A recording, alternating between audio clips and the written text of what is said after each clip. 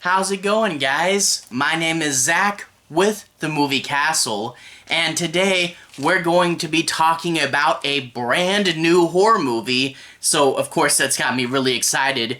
We're going to be talking about The Black Phone. This just came out June 24th, 2022, and is directed by Scott Derrickson, who you guys may remember for making Sinister, which is one of Blumhouse's better movies, and this is also a Blumhouse movie.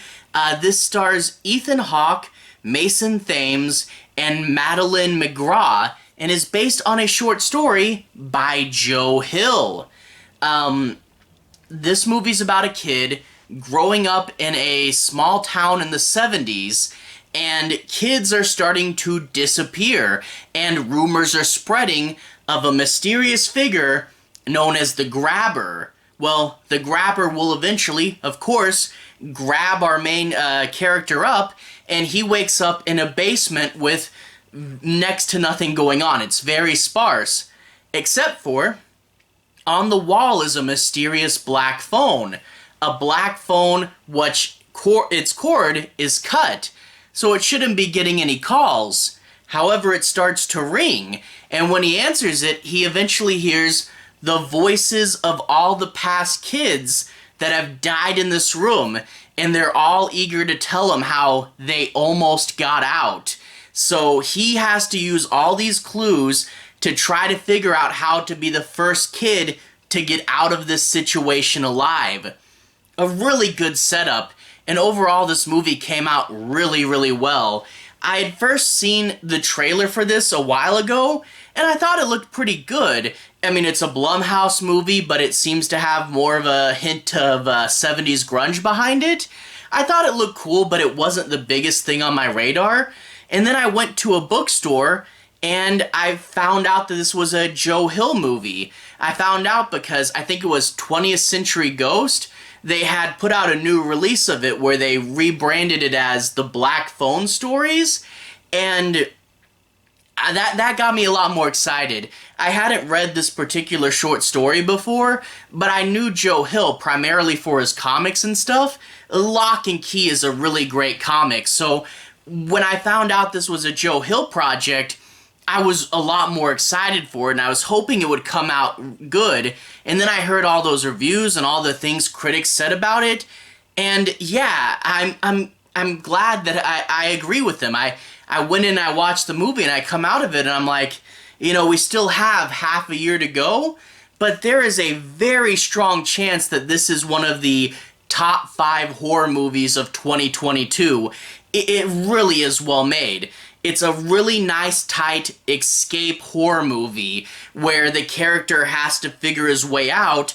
And a lot of times, the thing about writing a story like this is sometimes, if you don't write it well enough, audience members will say, why didn't the character do this? Why didn't the character do that? And it's always a danger where if you don't write these movies tight enough, you're going to get people saying, he could have just done that.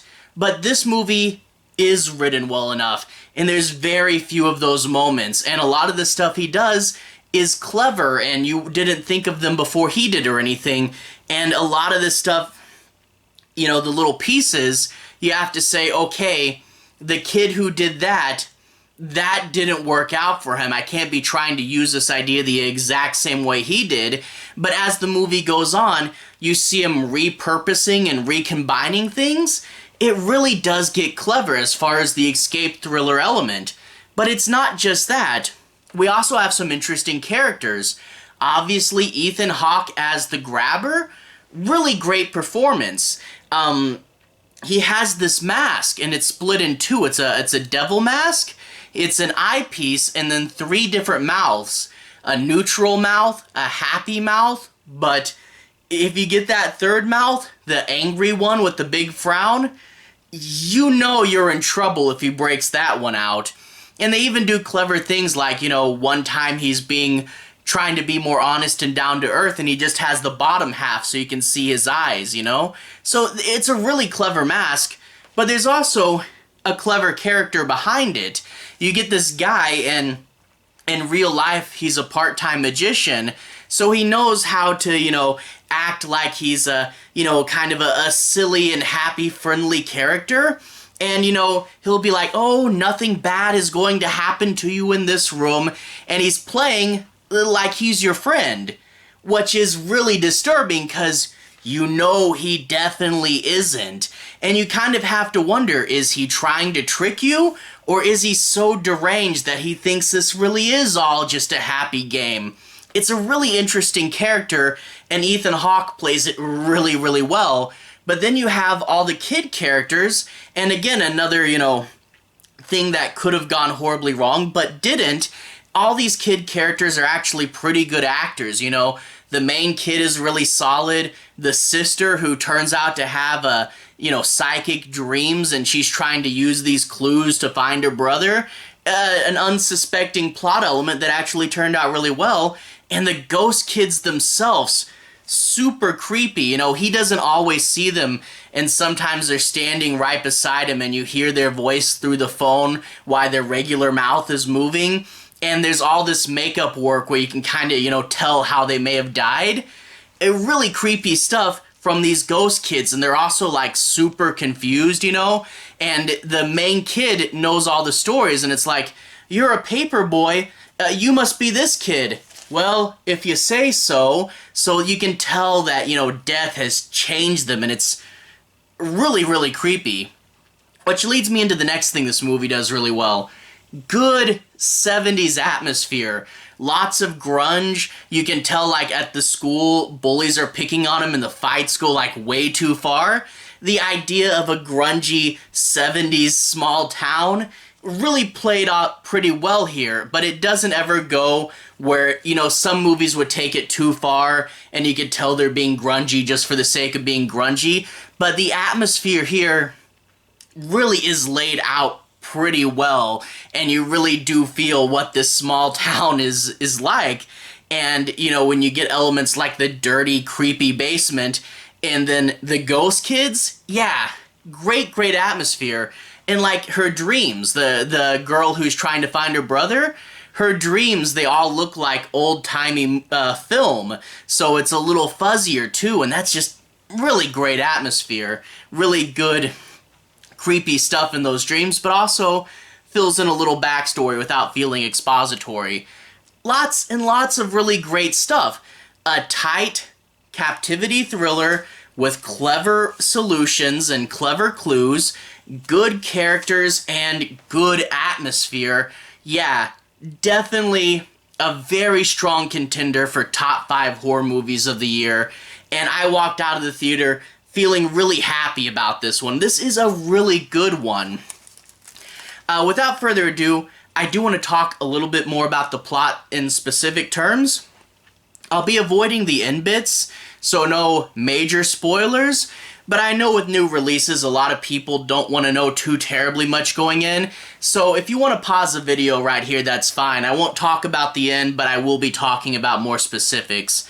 Anyway, we open up this kid growing up in the 70s. He has a sister and a father, and the father is an alcoholic who gets very angry and violent. He snaps, a lot like we'll see the grabber snap later, but in a different, more regular way of snapping. But you never know when he's going to turn violent and punish the kids way too hard. And another thing I do like about this character is towards the end of the movie, we do find out why he is this way. So it's not just cheap sympathy points. It's actually an interesting developed character. They don't excuse him for what he did, but we actually do find out why all this is happening. But anyway, he has a bad home life and a bad school life. He's getting picked on by all these bullies, and he has a friend who's actually a tough guy into Bruce Lee movies and stuff, and he'll defend him, and it's really good to see, this guy has, like, one really close friend. However, that's going to be one of the kids the grabber gets.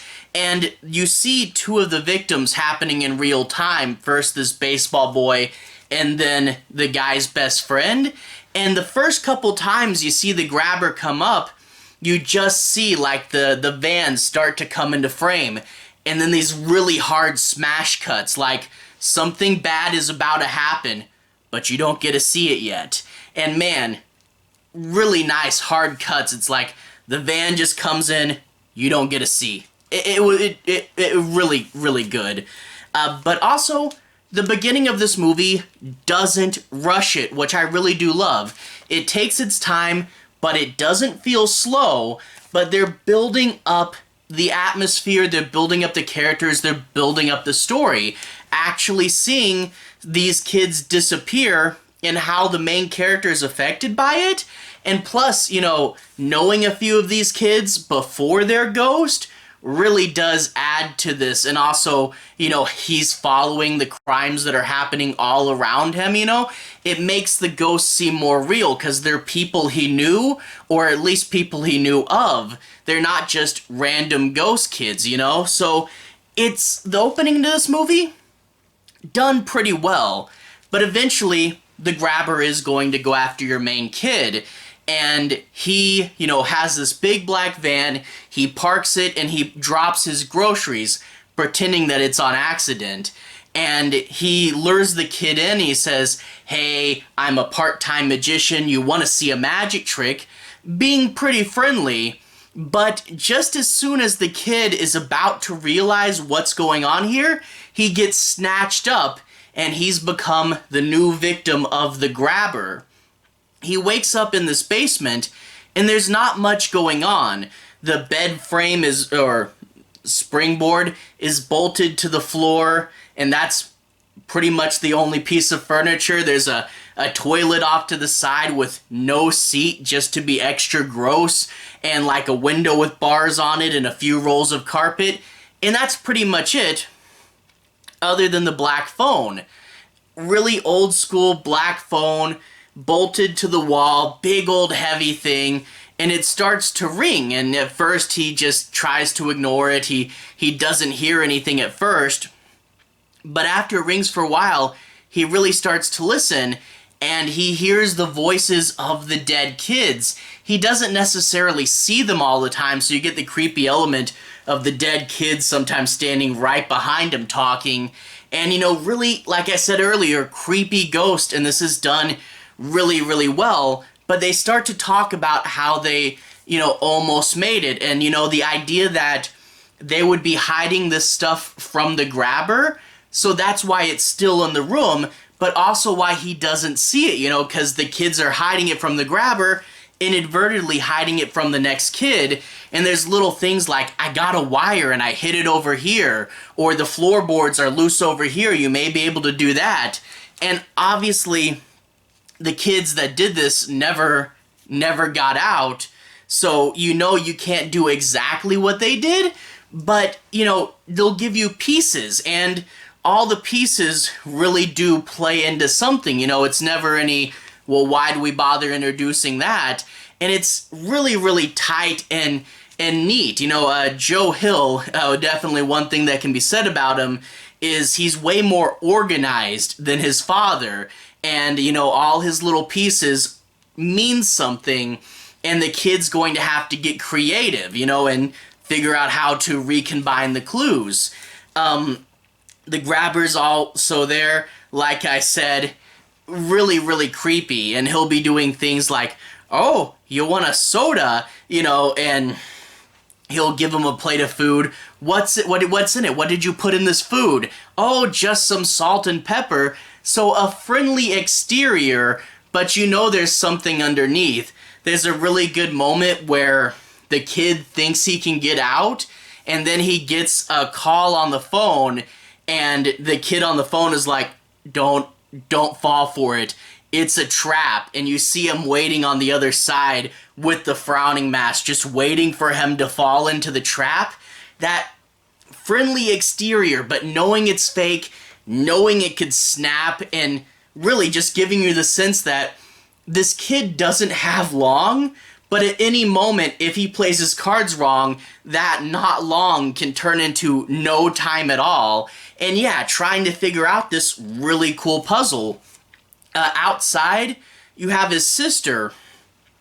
His sister is getting these dreams, and, you know, she, like, has her dollhouse, which she opens up, and it's almost like a secret reliquary, you know, a bunch of like crosses and Bibles, and she's, you know, praying to God, trying to get more clues to help save her brother. And her plot was definitely the most unexpected. You think, okay, it's the sister of the main character, she's gonna be sad. But whenever we jump to the sister, I never wish we were back in the basement. It really is interesting, and the dreams that she has, you know, are interesting as well. You know, like, you don't get to know all these ghost kids, but through her dreams, you go back in time and fill in little bits of their story, and it doesn't feel like just an exposition dump. It feels like a really cool dream that provides more information. And yeah, like I said, they're all shot on this, you know, 1970s film, or at least filtered to look like that.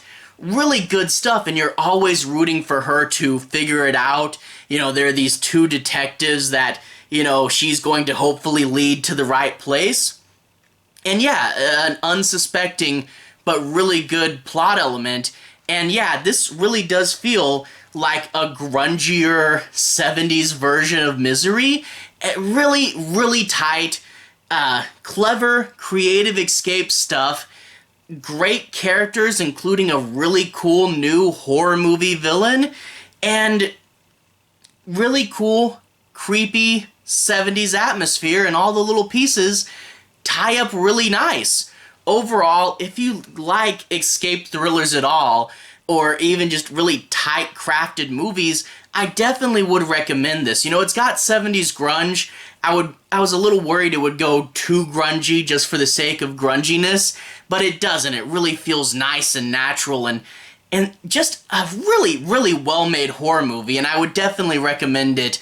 It's definitely a surprise, you know, because like I said at first, I thought, oh, this looks good, but then when I actually went and saw it, I was like, that was significantly better than I thought it would be. So escape thriller fans, go check it out. Really solid horror movie, and I'm hoping more Joe Hill stuff gets adapted soon. There's a bunch of other stories in 20th Century Ghost, and if Blumhouse went through and made them all, that would be pretty cool. Anyway, to everyone who's watched so far, thank you for watching. To everyone who's liked and subscribed, thank you. You really are helping the channel out. I'll put a relevant playlist on the bottom. This should be my 2022 movies playlist. I've talked about things like the new Scream and Netflix Chainsaw Massacre, so if you want to see more, you can find more here.